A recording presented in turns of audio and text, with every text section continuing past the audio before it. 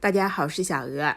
今天分享一款牛奶糕的做法，手不沾面就搞定，比发糕简单好吃，比面包营养美味。首先60克开水加50克白糖，搅拌溶解，这个口感是微甜的。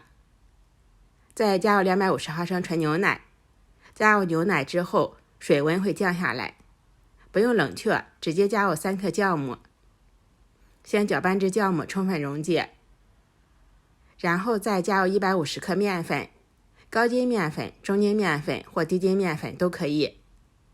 再加入150克木薯淀粉，它们的比例是1:1，搅拌成细腻没有颗粒的稠糊状，倒扣勺子可以直线下滴，盖上盖，密封发酵至2倍大。发好之后加2克泡打粉，如果介意可以不用加。再加入10毫升食用油，搅拌回发酵前的状态。准备一个宽口平底盘，刷油，这样更好脱模。从高处倒入面糊，这个面糊的状态非常细腻丝滑，像绸带一样，大约占容器的8分满即可。端起来用力震几下，把里面的大气泡震破，这样口感会更加细腻。上面再撒上喜欢吃的果干，或者说水果丁，比如说葡萄干、蔓越莓、红枣、苹果丁等。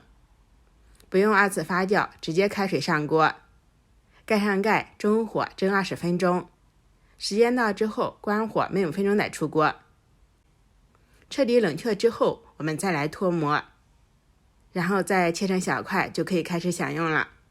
这样做出来的牛奶糕，奶香味十足，闻起来特别的香，里面非常的细腻，松软细腻 Q 弹，再加上果干酸酸甜甜的味道，吃起来真的非常好吃，比发糕细腻柔软，比面包营养美味，做法也超简单。喜欢的话就收藏起来试一下吧。